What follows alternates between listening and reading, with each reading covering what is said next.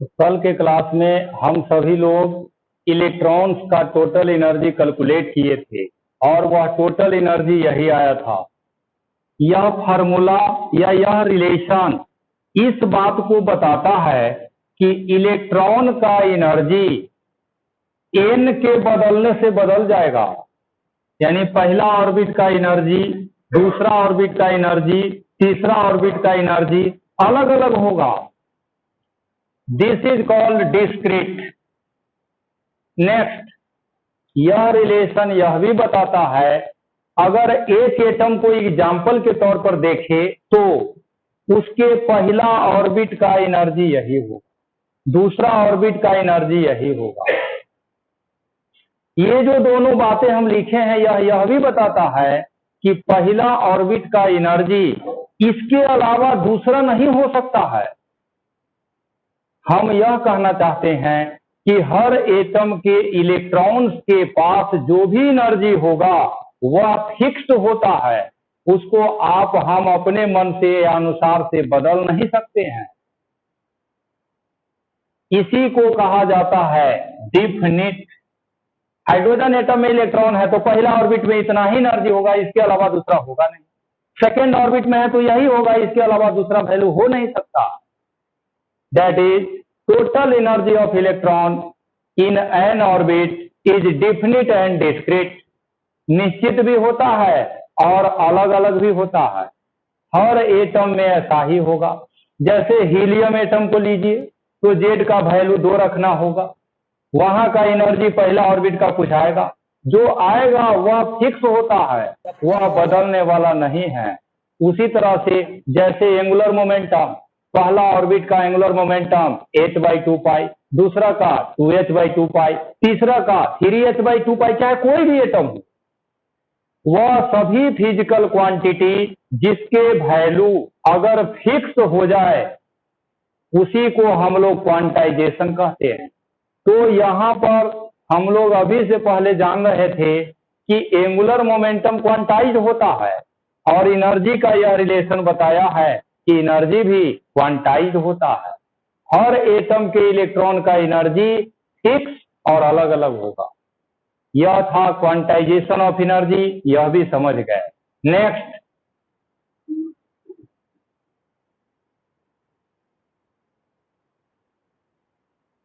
differences of energy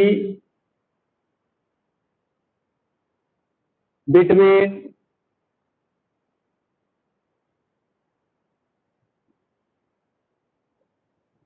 two orbits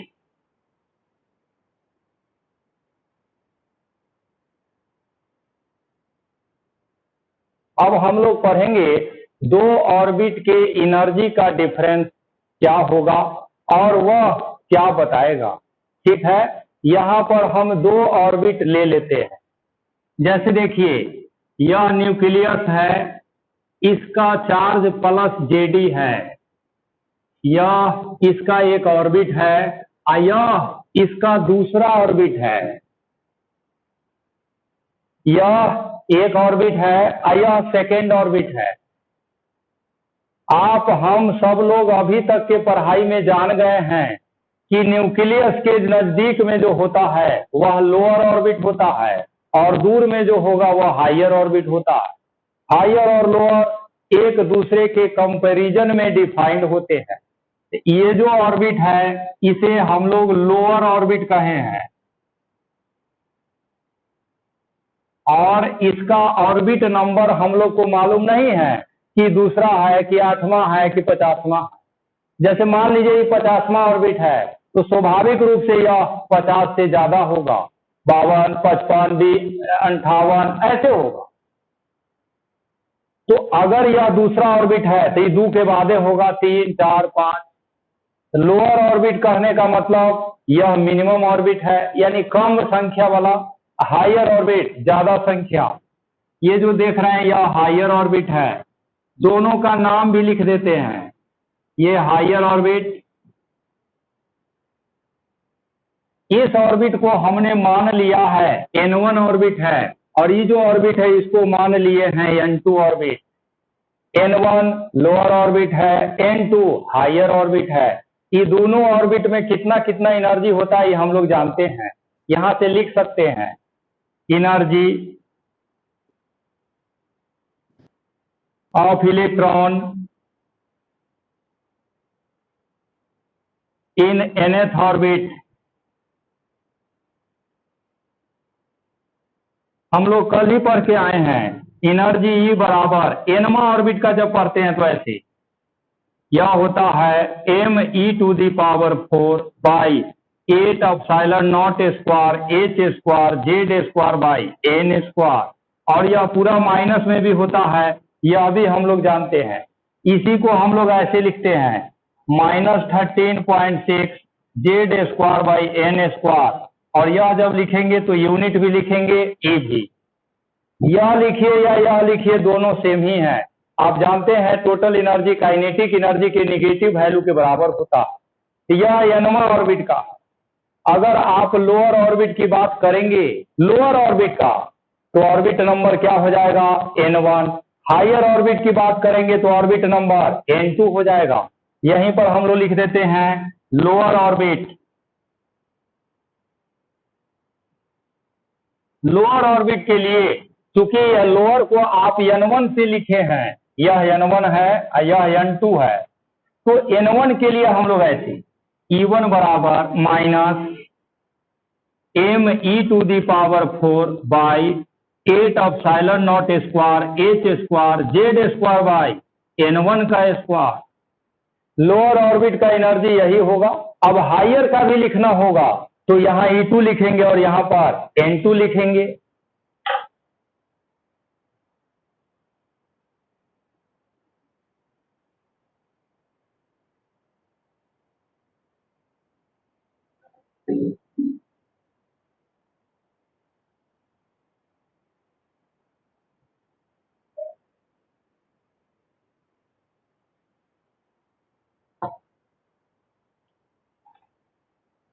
यहीं पर देखिए for higher orbit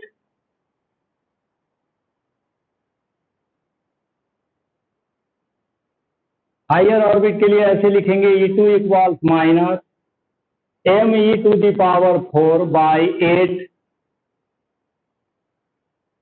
z² by n2 का स्क्वायर। और हम लोग को एनर्जी का डिफरेंस निकालना है, यहीं से लिखेंगे डिफरेंस ऐसे डेल्टा E बराबर higher energy minus lower energy.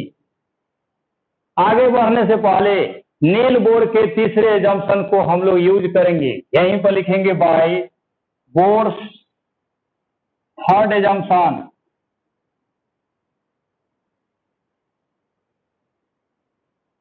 Bore के तीसरा एजम्पशन में आप पढ़ के आए हैं, याद होगा E2 माइनस E1 का वैल्यू होता है h न्यू, ऐसा हम लोग पढ़े हैं। दो ऑर्बिट के एनर्जी का डिफरेंस h न्यू के बराबर होता। यहाँ h न्यू क्या है, ये सब बोर्स एटॉमिक मॉडल जिस दिन पढ़े थे उस दिन आपको बताए थे।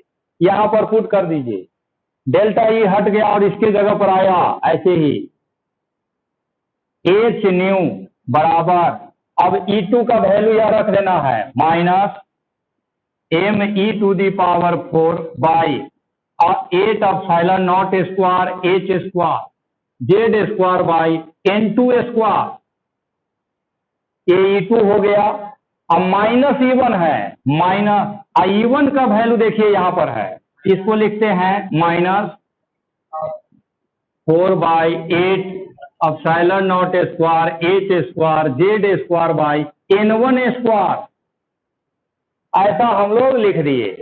आगे देखिए, इसमें और इसमें बहुत सारे टर्म कॉमन होने वाला है। नेक्स्ट माइनस इस माइनस को प्लस कर देगा, यहीं से h न्यू। अच्छा, इस h न्यू को भी आप जानते हैं, इसको हम लोग ऐसे भी लिखते हैं hc बाई लेमडा। यह कैसे हो जाता है, हम लोग बहुत बार इसको लिखे हैं, बराबर कॉमन ले लीजिए me⁴ by 8 epsilon not square h², और z भी कॉमन हो जाएगा। कॉमन लेने के बाद अंदर में क्या बचेगा, यह माइनस में है और वह प्लस में है, तो प्लस वाला को पहले लिख लीजिए 1 by n1 square minus 1 by n2 square. अब देखिए नेक्स्ट, इस hc को उधर भेज दीजिए, तो यहां से बचेगा 1 बाई लेमडा बराबर EHC जब उधर जाएगा ना तो नीचे में जाएगा me⁴ z², और नीचे देखिए 8 एप्सिलॉन नॉट स्क्वायर h के पावर 3 और c।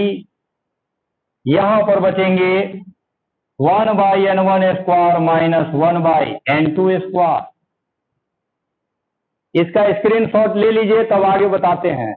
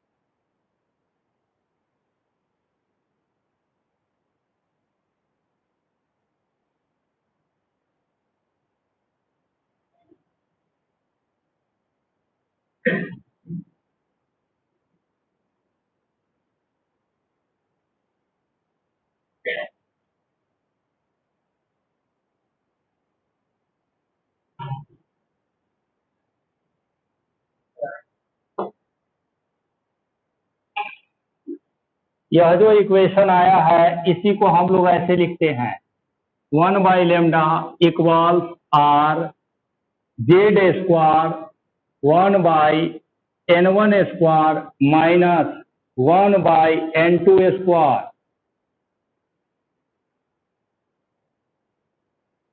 ये जो इक्वेशन बना है, इस इक्वेशन को एटम चैप्टर में या इस इक्वेशन का नाम है बाल्मर रेडबर्ग इक्वेशन।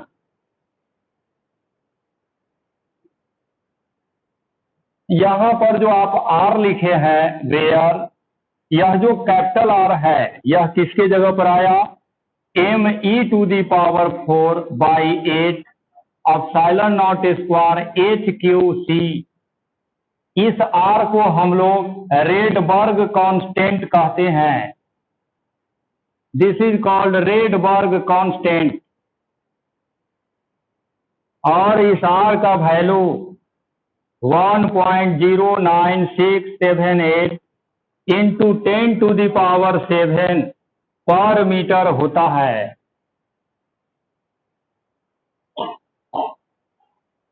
दो ऑर्बिट के एनर्जी का डिफरेंस जब निकाले हम लोग, दो अननोन ऑर्बिट के एनर्जी का डिफरेंस, तो वहां से यह रिलेशन आया है। और यह जो रिलेशन बना है this is called Balmer Rydberg equation. और यहां जो आर है दैट इज रेडबर्ग कांस्टेंट। इस सब का वैल्यू नोन है, आप इस सब को रखिएगा तो यह यही आता।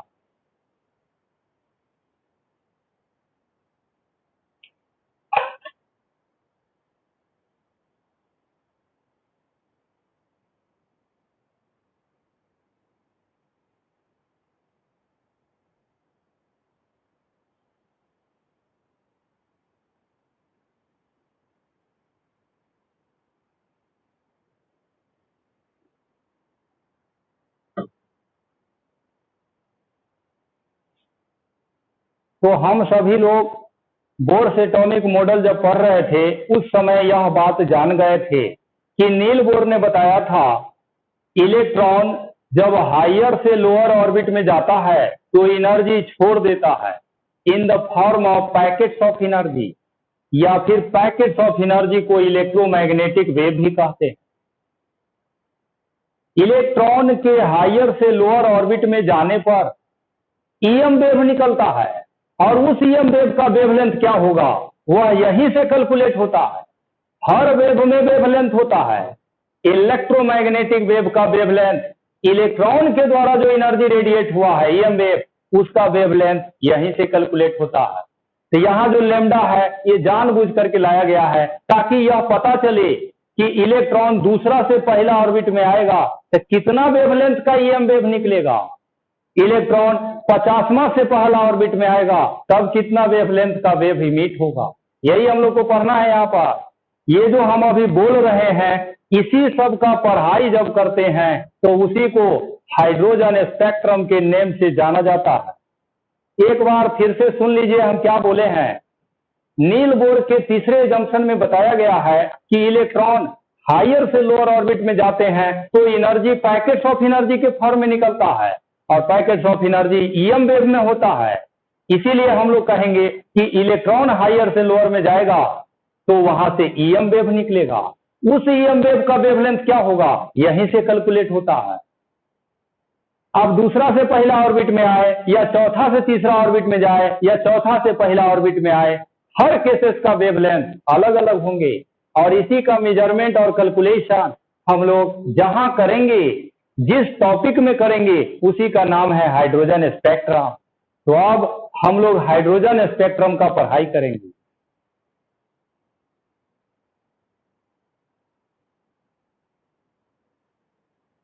तो अगला टॉपिक हम लोग का है हाइड्रोजन स्पेक्ट्रम।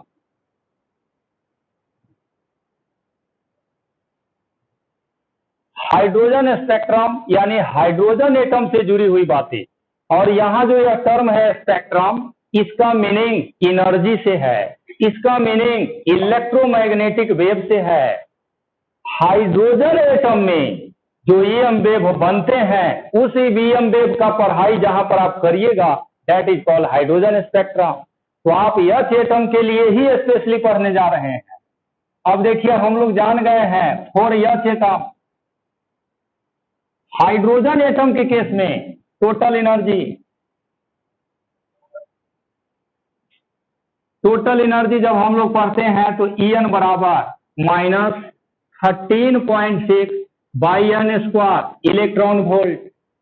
और वह इक्वेशन जब लिखेंगे एच एटम में जेड का वैल्यू 1 होता है, यहीं पर हम लोग लिखेंगे बाल्मर रेडबर्ग इक्वेशन।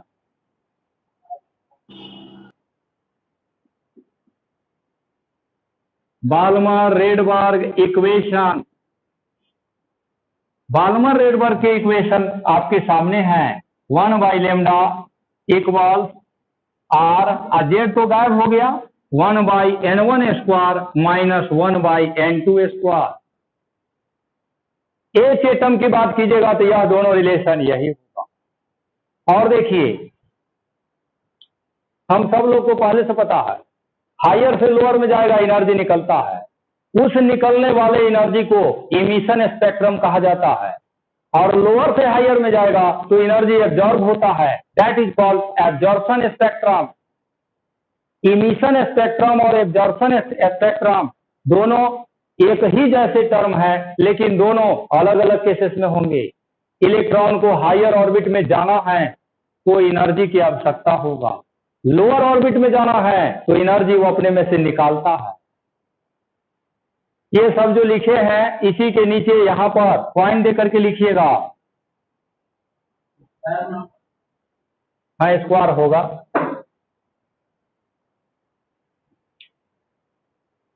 लिखिएगा when an electron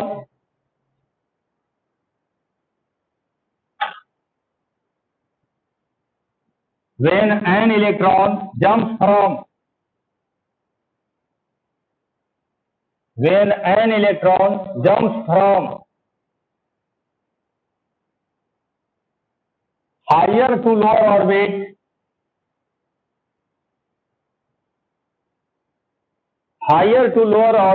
then it emits energy,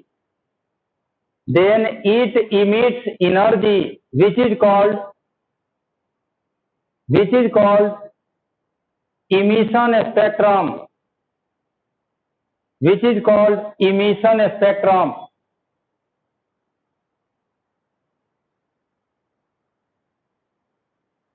emission spectrum. और दूसरा नंबर में लिखिएगा when an electron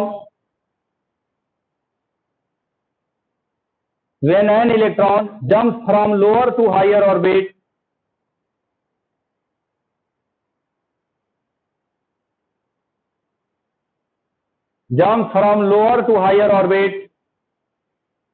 then it absorb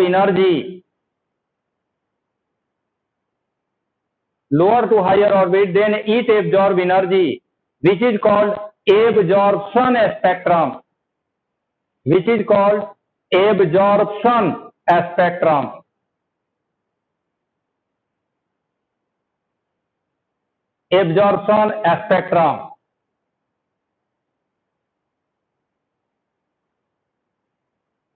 ठीक है। यह हम लोग पहले से भी जानते थे, सिर्फ स्पेक्ट्रम के टर्म में डिफाइन किए हैं।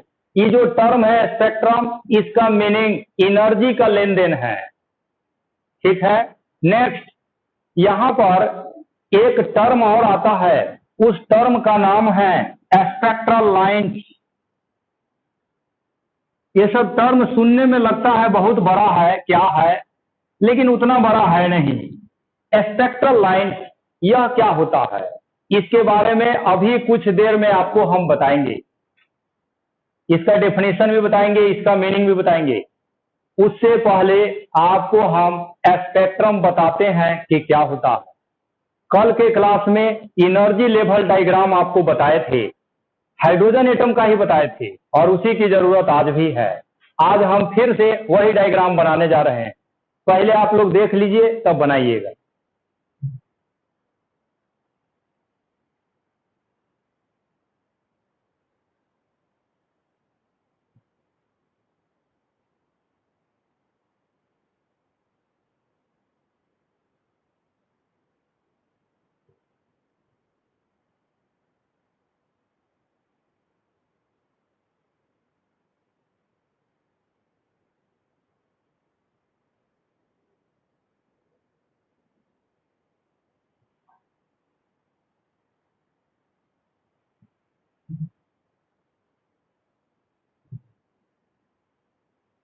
ये पहले ऑर्बिट का एनर्जी का डायग्राम है, यह दूसरा ऑर्बिट, यह तीसरा ऑर्बिट, यह चौथा ऑर्बिट, यह पांचवा ऑर्बिट, यह छठा ऑर्बिट।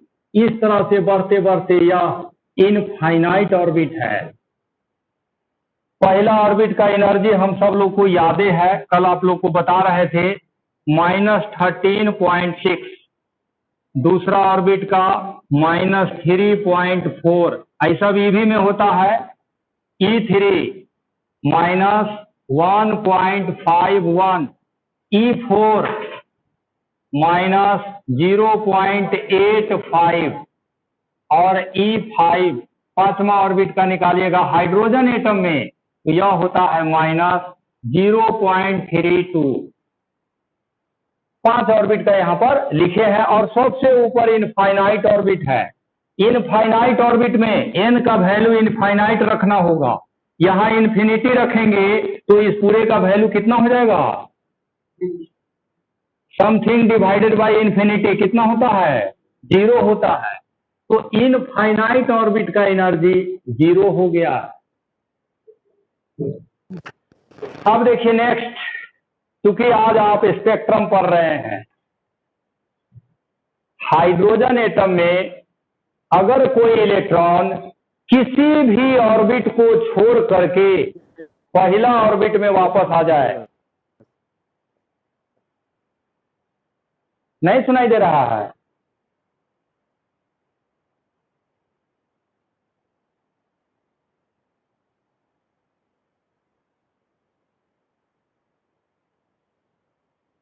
माइक नहीं कनेक्टेड है? कनेक्टेड तो है, ठीक है। हाँ, तो बता रहे थे कोई भी इलेक्ट्रॉन किसी भी ऑर्बिट को छोड़ करके पहला ऑर्बिट में आता है। जैसे यहां देखिए, ये दूसरा को छोड़ के पहला में गया, तीसरा को छोड़ के पहले में गया है, चौथे को छोड़ के फर्स्ट में जा रहा है, सब जगह से छोड़ के फर्स्ट में आ रहा है।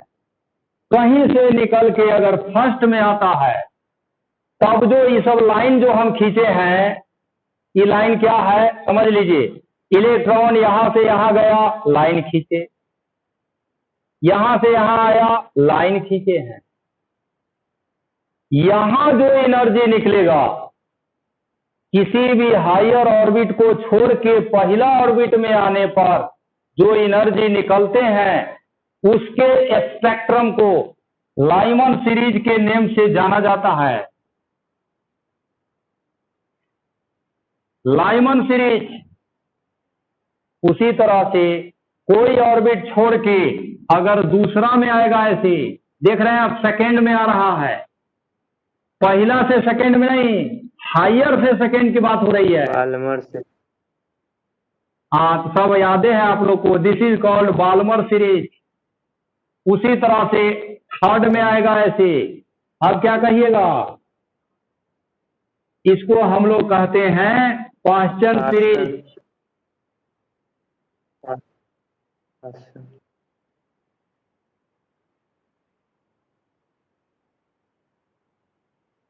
ये जो बना है इसे हम लोग कहते हैं ब्रैकेट।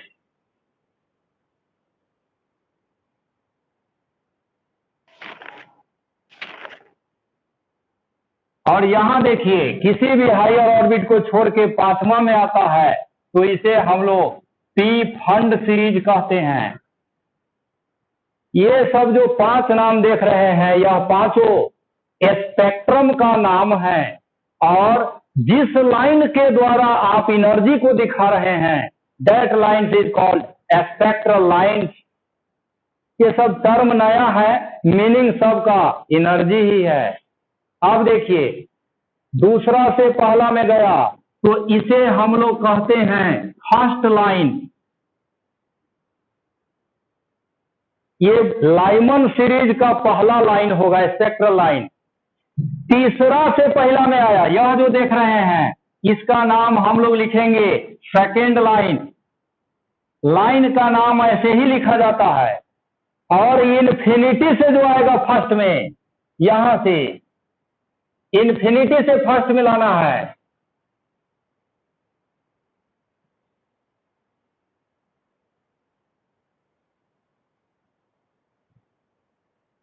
ये जो डॉटेड लाइन आप देख रहे हैं, इस डॉटेड लाइन को हम इन्फिनिटी से पहला में लाए हैं। इस लाइन का नेम अलग होता है,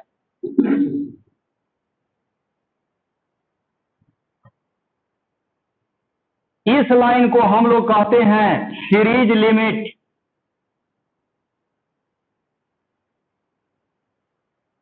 जैसा आप लाइमन सीरीज के लिए बोले हैं वैसा ही सब के लिए बोला जाएगा। टिफन सीरीज का पहला लाइन कब बनेगा? जब 6 से 5 में आएगा। सीरीज लिमिट कब बनेगा? जब इन्फिनिटी से 5 में आएगा। पास्टन सीरीज का फर्स्ट लाइन चौथा से तीसरा में आएगा, और अंतिम लाइन जिसको सीरीज लिमिट कहते हैं वह इन्फिनिटी से तीसरा में आएगा। This is concept of lines of spectral या spectral lines and series limit. अगली बात देखिए, फर्स्ट लाइन जो आप बनाए हैं यह दूसरा से पहला में गया है। फर्स्ट लाइन में कितना एनर्जी निकला है, इसमें से इसको घटा देना है। सीरीज लिमिट में कितना एनर्जी होगा, तो इन्फिनिटी में से इसको घटाना है। अगर ऐसा आप करिएगा तो आप देखिएगा फर्स्ट लाइन के पास सबसे कम एनर्जी होगा और सीरीज लिमिट के पास सबसे ज्यादा एनर्जी होगा। लाइमन सीरीज के केसेस में सीरीज लिमिट का वैल्यू 13.6 होगा। अधिकतम एनर्जी अब फर्स्ट लाइन के लिए निकालिएगा तो दूसरा में से पहला को घटाना होगा। This is the concept of spectral line. Spectral line एक ऐसा लाइन है जिसके द्वारा हम लोग एनर्जी रेडिएशन को दिखाते हैं। That line is called spectral line, और यह कई प्रकार के होते हैं। First line, second line, series limit. और यहां से जानकारी यह मिला कि सीरीज लिमिट में अधिकतम एनर्जी होता है, फर्स्ट लाइन में मिनिमम एनर्जी होता है। फिगर बनाना है, आप सब लोग बना लीजिए और इसी के नीचे अब सबको पढ़ना है। ये जो स्पेक्ट्रल लाइंस लिखे हैं, अच्छा बना लीजिए, तब इसको डिफाइन करते हैं।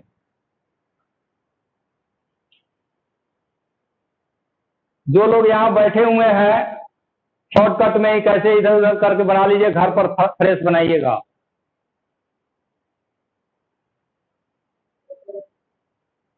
शॉर्टकट में कैसे होगा, ठीक है, ग्रुप में स्क्रीनशॉट रहेगा उसमें से देख के बना लीजिएगा। हाँ छोड़ दीजिए, इसको जो है ना छोड़ दीजिए, स्क्रीनशॉट में से आप लोग बना लीजिएगा। यहां पर स्पेक्ट्रल लाइंस है, इसमें नीचे लिखिएगा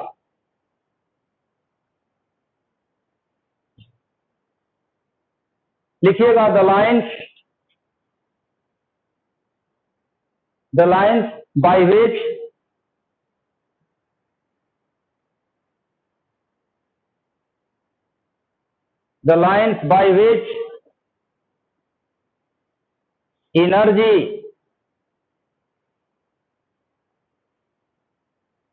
energy is represented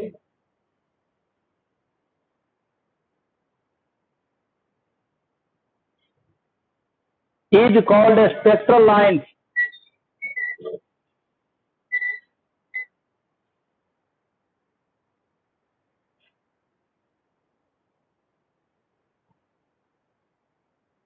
उसी के नीचे नेक्स्ट पॉइंट में लिखिएगा फर्स्ट लाइंस या first spectral lines, first spectral lines have minimum energy.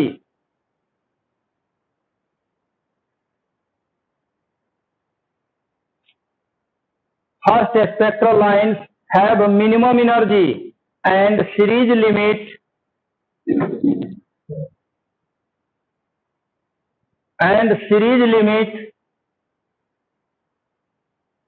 have maximum energy। Series limit have maximum energy।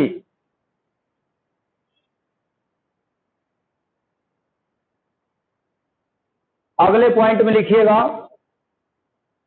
when an electron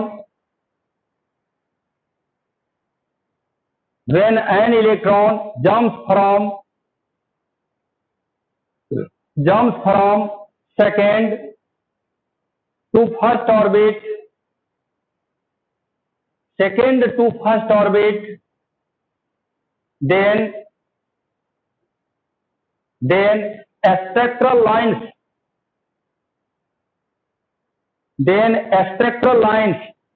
is called first line of Lyman series. First line of Lyman series. First line of Lyman series. अगले point में लिखिएगा, when an electron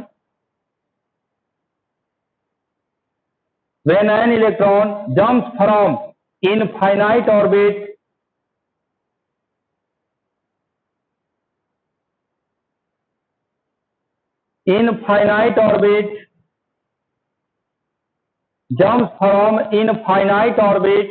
to first orbit,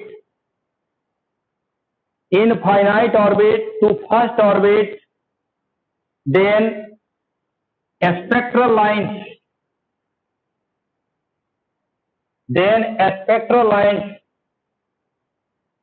is called series limit.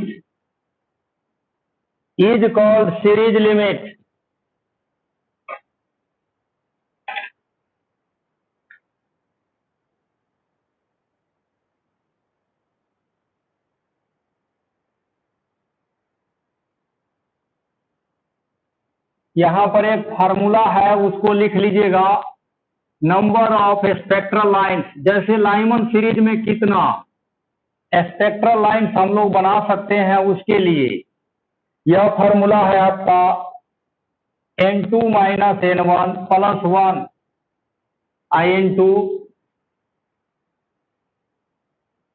- n1/2। जैसे कहीं question आपसे पूछ दिया कि electron 10वां से 5वां ऑर्बिट में गया है, कितना लाइन बनेगा, उस लाइन को निकालने के लिए यह फार्मूला है। n2 हायर ऑर्बिट होगा, n1 लोअर ऑर्बिट होगा। अभी पढ़ रहे हैं तो लग रहा होगा आसान है, हम तो बना ही लेंगे, लेकिन 10 दिन बीत जाने के बाद ये सब भारी लगने लगता है। इसके लिए यह फार्मूला आपको बताया गया है। स्पेक्ट्रल लाइन का संख्या बताना होगा तो इस फार्मूला का डायरेक्ट यूज आप कर सकते हैं। Higher orbit minus lower orbit +1 n2 higher minus lower /2। 50वां से 5वां ऑर्बिट में आया है, कै वो लाइन बनेगा, यहां से कैलकुलेट होता। ठीक है, तो यह हो गया स्पेक्ट्रल लाइंस की संख्या। अब हम लोग यहां पर पढ़े हैं there are 5 types of spectral lines, जिसमें Lyman series, Balmer series, Paschen, Brackett, Pfund, ये सब है। तो इसी में पहला नंबर आता है लाइमन सीरीज।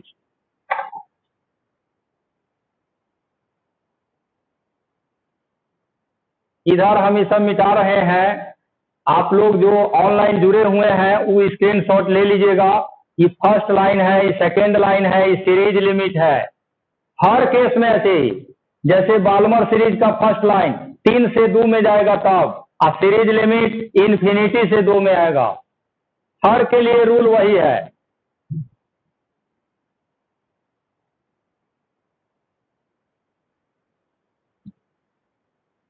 अब देखिए, हम लोग लाइमन सीरीज के बारे में कुछ बातें यहां पर करेंगे।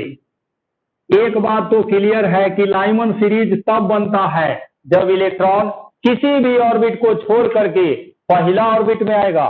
पहले ऑर्बिट को ग्राउंड स्टेट भी कहा जाता है, क्योंकि यहां पर सबसे कम एनर्जी है। जहां सबसे कम एनर्जी होता है उसे स्टेबल भी कहा जाता है। स्टेबल, ये स्टेबल वर्ड अगले चैप्टर में आपको बहुत परेशान करेगा। स्टेबल एंड अनस्टेबल न्यूक्लियस, वो जब आएगा तब। अभी लाइमन सीरीज में हम लोग जान गए हैं कि इलेक्ट्रॉन कहीं से भी पहला ही में आएगा, यानी लोअर ऑर्बिट फिक्स है। लोअर ऑर्बिट आपको यहां पर फिक्स है। लोअर ऑर्बिट n1 का वैल्यू आपको हमेशा एक लेना है। लाइमन सीरीज में n1 एक होगा, क्योंकि लोअर ऑर्बिट फिक्स है। हायर ऑर्बिट देख लीजिए, आप ही से पूछ रहे हैं हायर ऑर्बिट कौन होगा। हायर ऑर्बिट n2 का वैल्यू कितना होगा, 2 भी होगा और 3 भी होगा, 4 भी होगा, कहां तक? इन्फिनिटी तक। ये है लाइमन सीरीज की बेसिक बातें जो हर किसी को जानना है। अब नेक्स्ट हम लोग बाल्मर रेडबर्ग इक्वेशन यूज करना चाहते हैं। यहीं पर लिखेंगे by using 1 by lambda equals r 1 by n1 square minus 1 by n2 square. Z hydrogen atom में एक होता है, वो पहले ही हम गायब कर दिए, हेडिंग दिए वहीं पर। हाइड्रोजन एटम के लिए यह इक्वेशन यही है। अब देखिए नेक्स्ट, इस लेमडा को हम लोग जानते हैं, एनर्जी बराबर होता है hc बाई लेमडा। यहीं से हम लोग पढ़ते हैं एनर्जी प्रोपोर्शनल होगा 1 बाई लेमडा। जहां एनर्जी ज्यादा होगा वेवलेंथ कम होगा, एनर्जी कम होगा तो वेवलेंथ ज्यादा होगा। कब कम होता है ज्यादा होता है हम लोग को पता है। आप बताइए लाइमन सीरीज में सबसे कम एनर्जी कब निकलेगा? ये ऑनलाइन में 40-45 लोग हैं, ये लोग काहे नहीं बोल रहे हैं? मिनिमम एनर्जी कब निकलेंगे लाइमन सीरीज में? जब 2 से 1 में जाएगा, यह मिनिमम कंडीशन है एनर्जी का। और एनर्जी जब मिनिमम होगा उस समय वेवलेंथ क्या हो जाएगा? मैक्सिमम हो जाएगा। एनर्जी का वेवलेंथ के साथ उल्टा रिलेशन है।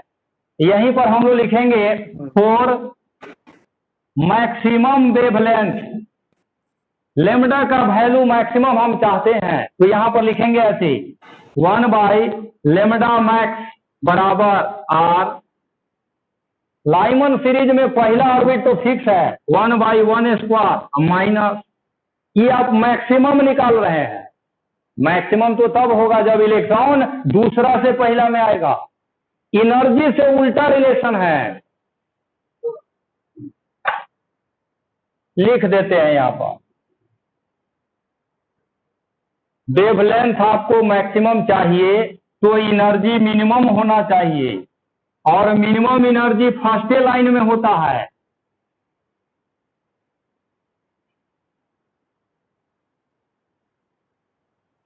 फर्स्ट लाइन, अब फर्स्ट लाइन जब लिखे तब तो क्लियर हो गया, n1 का वैल्यू 1 होगा और n2 का वैल्यू 2 होगा। फर्स्ट लाइन में तो हम लोग यही देख रहे हैं कि n2 हायर ऑर्बिट 2 है, लोअर ऑर्बिट 1 है। यहीं से लिखेंगे 1 बाई लेमडा मैक्स बराबर आर 1 बाई 1 का स्क्वायर माइनस 1 बाई 2 का स्क्वायर। इसको सोल्व कर लीजिए, करेंगे तो यह आएंगे 3r/4 के, और यहीं से लेमडा मैक्स यह बराबर होते हैं 4/3r के। लाइमन सीरीज का सबसे ज्यादा वेवलेंथ यही होगा।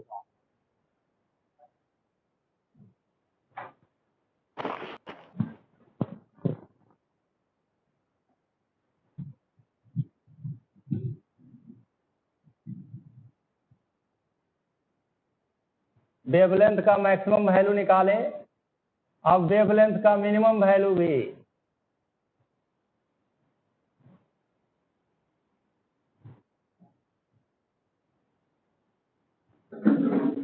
यहीं से देखिए 4 मिनिमम लेमडा, मिनिमम लेमडा की बात हो रहा है, तो आपको एनर्जी का वैल्यू अब मैक्सिमम चाहिए, और एनर्जी मैक्सिमम किसमें होता है? सीरीज लिमिट, इन्फिनिटी पे। सीरीज लिमिट यानी इन्फिनिटी से आएगा। इस केस में लोअर ऑर्बिट तो फिक्स है, वो नहीं बदलेगा, और n2 का वैल्यू इन्फिनिटी लेना पड़ेगा। यहीं से लिखेंगे 1 by lambda mean R 1 by 1 का स्क्वायर माइनस 1 बाई इन्फिनिटी। आप जानते हैं इन्फिनिटी से किसी में भाग देने पर 0, यह 1 बचेगा, दैट इक्वल्स आर।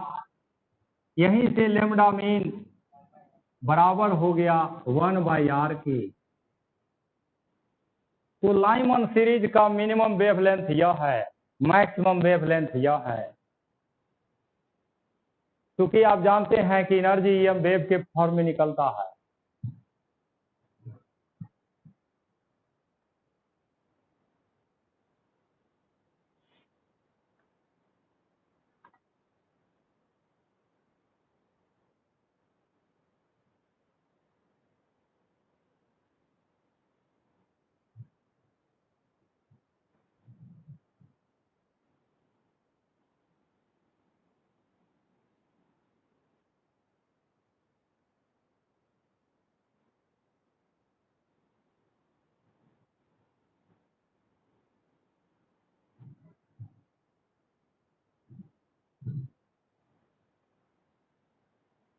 यहाँ पर गलत लिखा गया है क्या?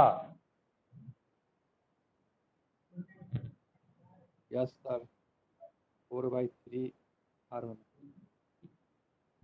ये सही है, सही है। क्या 3R? हाँ, लेमडा का वैल्यू यह है।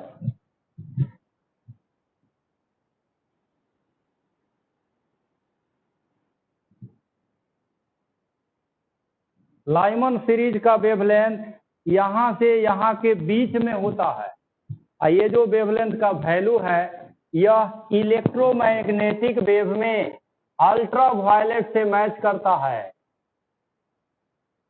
अल्ट्रा वायलेट रेज, यानी लाइमन सीरीज के केस में जो एनर्जी निकलेगा वह एनर्जी अल्ट्रा वायलेट के फॉर्म में निकलता है। जिस तरह से आप लाइमन सीरीज पढ़े हैं उसी तरह से बाल्मर सीरीज का भी पढ़ाई होता है। कम ही टाइम बचा हुआ है, आप लोग को इसी एक्सप्लेनेशन में वह भी बता देते हैं। अब हम बाल्मर सीरीज की बात बताते हैं। सब लोग एक बार यहाँ नजर रख दीजिए, सब क्लियर हो जाएगा, देख लीजिए।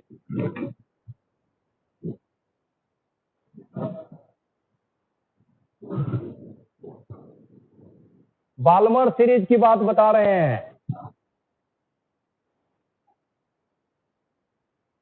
बाल्मर सीरीज में आप ही बताइए, लोअर ऑर्बिट कितना होगा? 2 हो जाएगा। हायर ऑर्बिट कितना होगा? 3 से स्टार्ट होगा। 3 से लेते हैं। Yes sir. अब देखिए यहाँ पर मैक्सिमम वेवलेंथ चाहिए हमको, एनर्जी मिनिमम होना चाहिए, ये फर्स्ट लाइन में होता है। अब बाल्मर सीरीज का फर्स्ट लाइन के लिए यहाँ पर सेकेंड और यहाँ पर 3, यही चीज यहाँ लिख